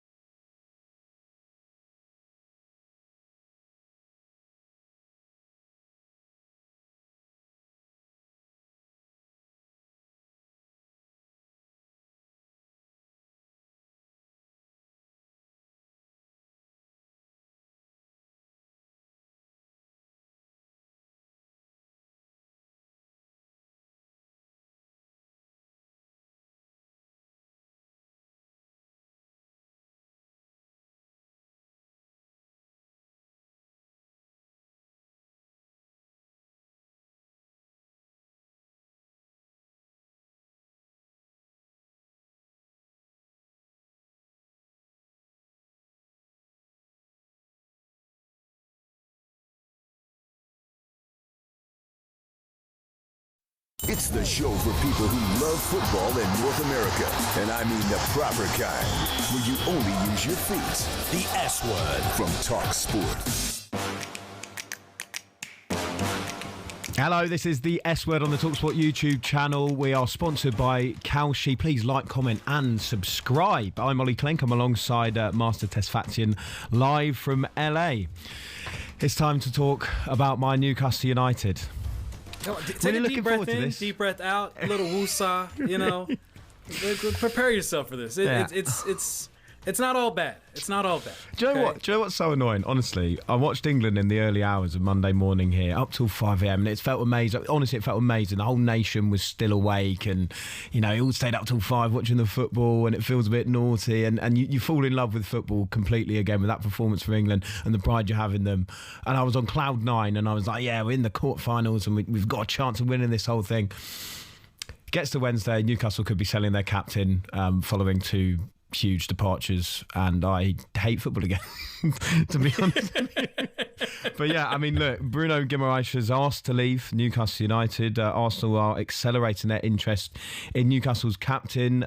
They actually had looked into signing Tonali, but he's joined Tottenham instead for around 100 million. Oh, we've also lost Anthony Gordon, who's gone to Barcelona for 70 million. The former, well, this is the thing. We'll get into it in a minute. But the former England captain and ex-Newcastle fullback Stuart Pearce joined Andy Goldstein and Darren Bent for Drive in Miami yesterday and was asked if he's worried for Newcastle fans. Very much so. I think I had a feeling that they were just on the cusp of going on to challenge the big boys, and that seems to have dropped away badly. I like Eddie, love Eddie as a manager, I've got to say. But they're losing players now. The takeover of the club, you thought the financial investment might be good for them as well. But the fan base up there, having played for them, they're just incredible. It's like a religion up there, right? It is. It's either Sunderland or Newcastle. North. Yeah, take your pick. Yeah, you're right, Stuart. You're right. I'm just feeling so bereft of hope, I think, at the moment as a Newcastle fan. Look, to be honest, you could kind of deal with Gordon and Tonali because I think they were two players that were pretty cool customers. Gordon had his head turned by Liverpool a couple of years ago. He's been quite open about that. He goes for 70 million. It's good business. I'm sorry, but it's good business. He wasn't very consistent for us last season. We signed him for 40 million. You're getting a 30 million profit on him and you're saying thank you very much and we move on. Sandro Tonali, it's good business. 100 million Great business. for Sandro Great Tonali. business. He's not a consistent player. He had one fantastic season. It stings a bit for two reasons. Firstly, he had his betting ban and the club stood by him. So you maybe expect a bit more loyalty. But, I mean, that went out the window as soon as Alexander Isak left. So, you know, you're not going to get burnt twice by that. The reason it stings the most is that he's gone to Tottenham Hotspur, who finished 17th twice. They were in a relegation battle last season. Like, come on, man. And that is a real... That really hurts, I think, as a Newcastle fan. But at the same time, you kind of take the 100 million. If Bruno goes as well, it's devastation, but also, Master, really worrying. Really worrying. That is the core of this squad, completely ripped out. We're at square one once again. I could sit here all afternoon and complain about PSR and the rules and how they're all skewed towards the big six clubs and they're all skewed towards keeping those clubs in check and at the top of the league, no matter how much they want to fail, no matter how many bad signings they make. No, it's fine. You'll be okay. And Newcastle have one bad summer and they're back to square one completely. I mean, Eddie Howe must be tearing his hair out at all of this. There is an element where you could sit there and say, could the club be doing more to actually try and keep these players? To invest in this project, to give Bruno Guimaraes a new contract? Maybe they could. But at the same time, the rules have hit them so hard that once again, they find themselves in this difficult situation. Look, they have made a couple of signings already, youngsters. You know, Sean Sturr coming in from Ajax. They've got a new goalkeeper, Yuan Juan. They're both ones for the future. You then got Toure coming in, who looks like an exciting winger. It looks exciting, but again, he's a raw talent, isn't he? And Manzambi, look, I'm not even going to talk about Manzambi unless I see him holding or wearing a black and white shirt, because the incomings have been such a frustration. The amount of times Newcastle have been hijacked so far, I'm just sick of it. They've been a stalking horse for so long, and then other clubs swoop in and take deals that they've been working on for a long time. As soon as I heard the words Manzambi is Newcastle's top target, I honestly want the floor to eat me up, because I know what's coming usually, and the way that Manzambi has shone at this World Cup doesn't really help, to be honest. I bet you there are a few of the officials up at Newcastle going, why did he have to score again for Switzerland? Because they know that other clubs will be watching. He's been the young best player of the tournament. If you're able to go in this transfer window and get 70 million for Anthony Gordon, 100 million for Tonali, and who knows what this number is going to be for Bruno, which again, the personal terms have been agreed to with Arsenal and Bruno, but there hasn't been contact between Arsenal and the club yet. And as concerned as you can be, we've seen Andrea Berta talk to everyone and flirt with everyone at the ball and walk away, you know, desperately looking for players at the end of the summer transfer window. So I wouldn't be as pessimistic as you are right now. There's still a lot of work to be done in terms of negotiating whatever that fee is, but anywhere from 60 to 90 million there. And if you're the recruiting that you're doing right now, Torre, I think is going to be, again, yes, he's raw. What he did at Hoffenheim was incredibly impressive. I've been very high on this player for quite some time now, and I think that's someone that's going to be a gem that you're going to enjoy, that's going to grow and evolve in that position. It'll be very dynamic, a very dynamic winger that has the potential to play on both sides as well. If you get Manzami as well, that is two really good targets that you're recruiting that are very young, that you can build, that you can develop, and you can build and retain your new core from. My question for you is, why are you so attached to this core? What like from last season? What is you just talked about the inconsistency from Tonali. You talked about Anthony Gordon. You're okay with moving on from him. Bruno Guimaraes. I mean, what the injuries that he dealt with when you guys didn't have him. Obviously, clearly, it was a huge gaping hole, and then he came back at the end of the season and performed better. But his absence clearly played a huge part in that. Like, what is the attachment here? Because even if they're inconsistent, they are our best players. You can't argue with that, even if they're inconsistent. And also, to be fair to me, I said I was all right with Gordon going. I was all right with Tonali going. It's Bruno that I'm scared of. Because if you look at our record under Eddie Howe without Bruno Guimaraes in the side, it's horrendous. It's actually horrendous, not just bad. I'm most worried, always have been, about him going. Not just because of what he brings as a player, but because for me, over this period, he's been the heartbeat of the club. He's been the captain. He's talked about how his kids are Geordies and that he loves this place and he loves playing for the club. And I completely believe that. And also, this is the thing, if he did move to Arsenal, I can't speak for every Newcastle fan, but I personally wouldn't begrudge him the move. And I'd understand it. He's turning 29. He's a good enough player to be playing in the Champions League regularly and competing for silverware. We even saw that at the World Cup. I thought he was, other than missing that penalty against Norway, probably Brazil's best player at the tournament. So I would understand it. And he, according to reports, is a bit worried about tarnishing his legacy with Newcastle. Like I say, I can't speak for every fan, but for me, you can't tarnish that legacy unless he's throwing his toys out the pram and does an Isak and doesn't train, doesn't play. But I wouldn't expect him to do that anyway. You know, this is a man that joined us when we were about to get relegated, kept us in the league, takes us to fourth, takes us to Champions League football again 2 seasons later, and lifts the League Cup, our first domestic trophy in 70 years. Come on, man. That is some legacy to tarnish, even if you do want to move to a different club. And the other thing is, Marcel, I do think that he'll have looked at Gordon leaving and Tonali leaving and even Isak the year before. And in a way, he's probably there saying, well, I'm the last one left.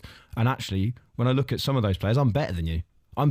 So why should I be the one that's stuck at Newcastle? So you can hold this grudge all you want to Alex. You can hold the grudge all you want to Alexander Isak, and I'm sure a lot of Newcastle fans will. Well, he's the first domino, though, isn't he?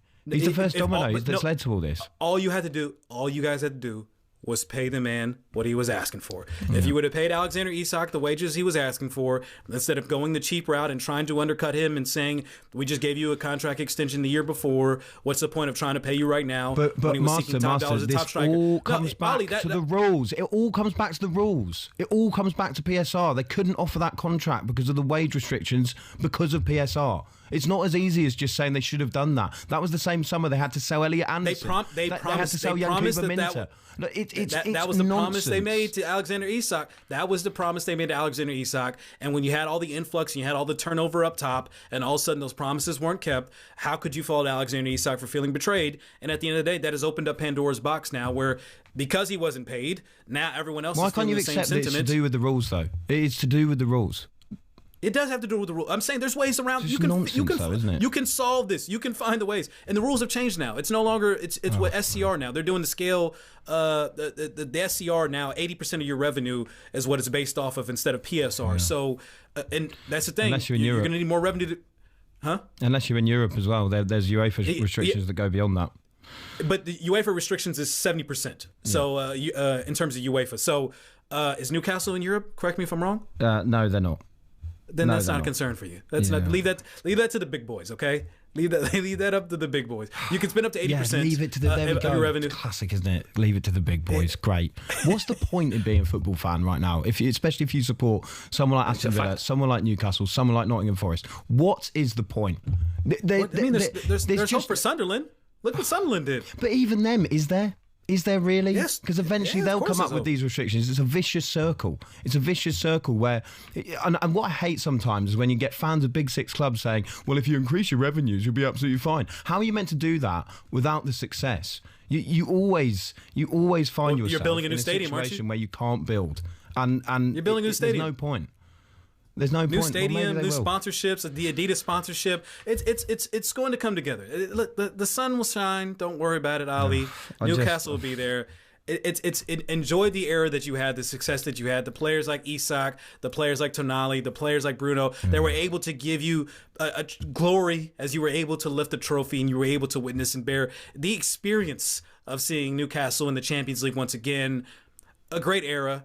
Now you got to restart, rebuild, refresh, and that's okay. Every team goes through that.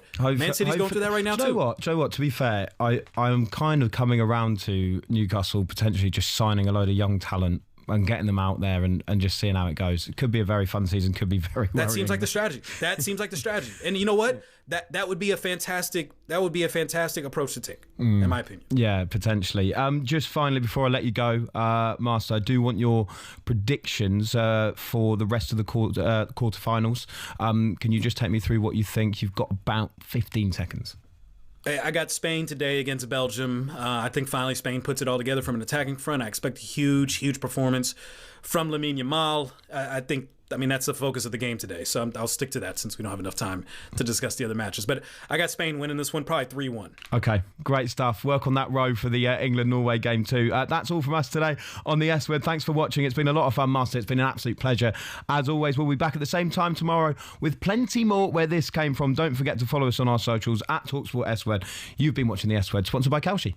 Around here, we only use the F word. talkSPORT presents the S Word.